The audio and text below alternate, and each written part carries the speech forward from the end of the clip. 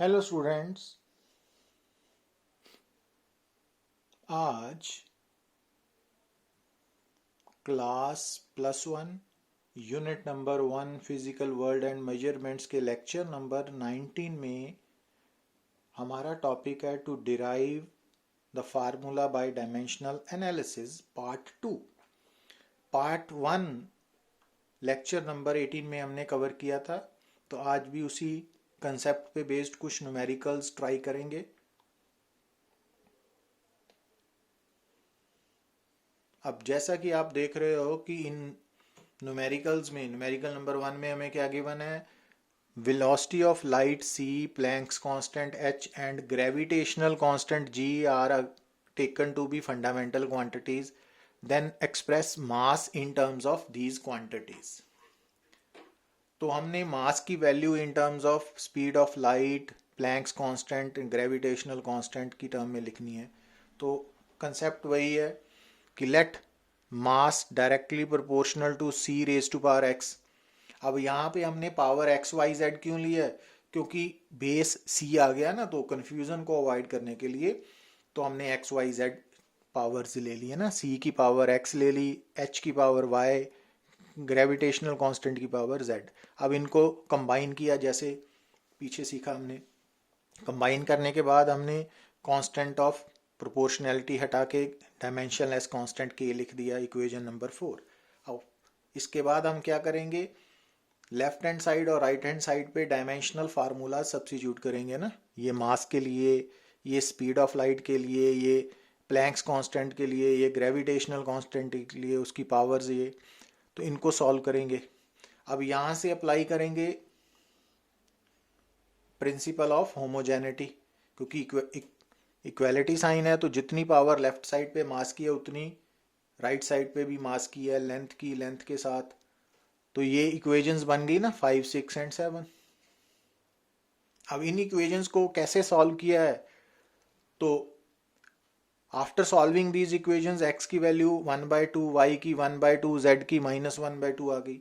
अब इन इक्वेशंस को आपने इक्वेशन नंबर 4 में सब्स्टिट्यूट करना है, तो इक्वेशन 4 बन गई। यहाँ पे सब्स्टिट्यूट करने के बाद m बन गया ये वाला, है ना।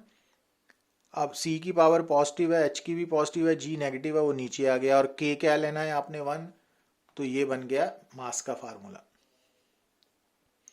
अब अगर आपको वो बोले कि स्पीड ऑफ लाइट की वैल्यू भी गिवन है, प्लैंक्स कांस्टेंट भी गिवन है, ग्रेविटेशनल कांस्टेंट की वैल्यू भी गिवन है, आप मास का यूनिट लिखिए, है ना, तो आपने मास का formula in terms of C, H और जी डिराइव कर लेना है, जैसे कि हमने ये पार्ट में किया। उसको करने के बाद आप सी, एच और जी की वैल्यू सब्स्टिट्यूट करके उनको सॉल्व कर लें, तो वो मास का यूनिट आ जाएगा।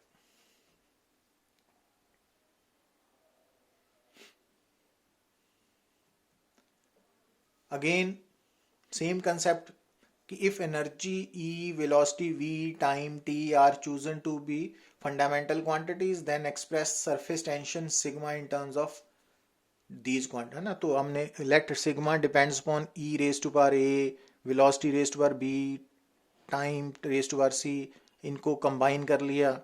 फिर डायमेंशनलेस कांस्टेंट इंट्रोड्यूस करके इक्वेशन नंबर 4 लिख ली।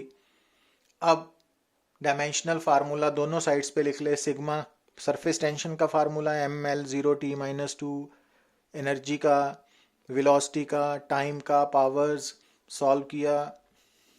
अब क्या अप्लाई करोगे आप, प्रिंसिपल ऑफ होमोजेनिटी, तो वहां से इक्वेशंस 5, 6, 7 आ गई। इनको सॉल्व करके ए की वैल्यू 1 है, बी की -2 है, सी की -2 है, और उनको इक्वेशन नंबर 4 में सब्स्टिट्यूट कर दिया, तो ये रिक्वायर्ड फार्मूला आ गया हमारे पास।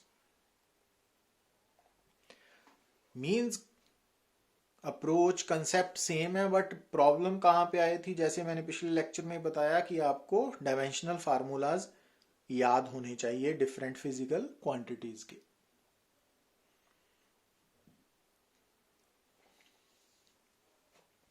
अब न्यूमेरिकल नंबर 3 में देखो आप, गिवन है P है pressure, radiation pressure means same as pressure, C है स्पीड ऑफ लाइट,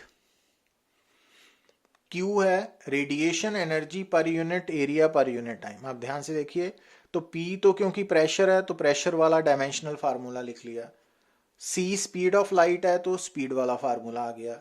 अब क्यू जो है वो क्या है, energy per unit area per unit time. तो ये एनर्जी का डायमेंशनल फार्मूला, ये एरिया का, ये टाइम का, तो इसको सॉल्व करके क्यू का डायमेंशनल फार्मूला तैयार हो गया। अब उसने क्या गिवन किया कि p raise to power x, q raise to power y, z, c raise to power z is dimensionless. तो आपको गिवन है कि ये क्वांटिटी m0, l0, t0 है। तो अब हम क्या करेंगे, p, q, c के डायमेंशनल फार्मूलाज यहां पे सब्स्टिट्यूट करेंगे, लेफ्ट हैंड साइड पे सॉल्व करेंगे, प्रिंसिपल ऑफ होमोजेनिटी अप्लाई करेंगे। तो ये तीन इक्वेशंस बन गई, x 1 2 3। तो यहां से 1 से x आ गया -y के इक्वल, यहां से x आ गया z के इक्वल। तो it means x is equal to z is equal to -y। तो ये इक्वेशन जो है इसका कोई डेफिनेट आंसर नहीं है, जनरल आंसर होगा, क्योंकि अगर x 1 है तो y -1 होगी, z 1 होगा। अगर x 2 है तो y -2 z 2। तो इसका एक आंसर नहीं है, मैनी नॉन जीरो आंसर्स है ना। तो ये याद रखना है, टिपिकल न्यूमेरिकल है, इंपॉर्टेंट भी है। अब न्यूमेरिकल नंबर 4 में आपको क्या गिवन है, a new unit of length is chosen such that speed of light in vacuum is unity. कि हमने लेंथ का यूनिट ऐसे सिलेक्ट किया कि जो स्पीड ऑफ लाइट है वैक्यूम में वो एक हो गई। तो what is the distance between the sun and earth in terms of new unit, and if light takes 8 minute and 20 second to cover the distance. अब इसको सॉल्व करने के लिए ये भी इंपॉर्टेंट है कि क्योंकि हमें मालूम है कि जो डिस्टेंस है that is equal to speed into time, जैसा कि आप नोट कर रहे हो। अब डिस्टेंस लेंथ एक ही है, तो length speed of light into time taken. अब टाइम टेकन हमें गिवन है 8 मिनट 20 सेकेंड के, हमने सेकेंड्स बना लिए 500। और जो सिस्टम है उसमें लेंथ का यूनिट ऐसे चूज करना है कि speed of light in vacuum कितनी हो, 1। स्पीड ऑफ लाइट कितनी हो, 1, और टाइम टेकन है 500। तो जब आप दोनों को मल्टीप्लाई करोगे तो लेंथ क्या आएगी, 500 न्यू सिस्टम ऑफ यूनिट।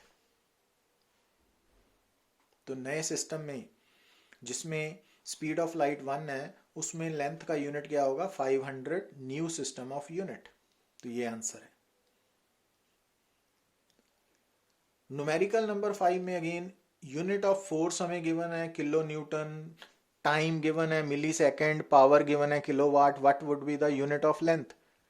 तो अगेन आपको लेंथ और फोर्स, टाइम एंड पावर में रिलेशन निकालना पड़ेगा। अब फोर्स की value kilo newton means 10⁻³ newton, time milli second means 10⁻³ second, power kilowatt means 10⁻³ watt. अब लेंथ और इन तीनों में रिलेशन निकालना है, तो length proportional to force raise to power A, time raise to power B, power raise to power C. अब इनको combine किया, के डायमेंशनलेस कांस्टेंट, इक्वेशन नंबर 4 लिखी, सेम प्रोसीजर। अब इक्वेशन 4 करने के बाद डायमेंशनल फार्मूला सब्स्टिट्यूट किए, डायमेंशनल फार्मूला सब्स्टिट्यूट करने के बाद प्रिंसिपल ऑफ होमोजेनिटी अप्लाई किया, प्रिंसिपल ऑफ होमोजेनिटी अप्लाई करने के बाद इक्वेशंस को सॉल्व करके ABC की वैल्यू आ गई, तो वो सब्स्टिट्यूट की इक्वेशन 4 में। वहाँ से हमें length, force, time and power के बीच में रिलेशन बन गया। अब K1 लेना है तो ये बन गया। अब टाइम, पावर, फोर्स की वैल्यूज आपको शुरू में गिवन है, तो वो सब्स्टिट्यूट करके सॉल्व किया तो लेंथ की वैल्यू 10⁻³ मीटर आ गई। तो जैसा हमने फर्स्ट क्वेश्चन में ट्राई किया था ना, सेम प्रोसीजर है। Thank you.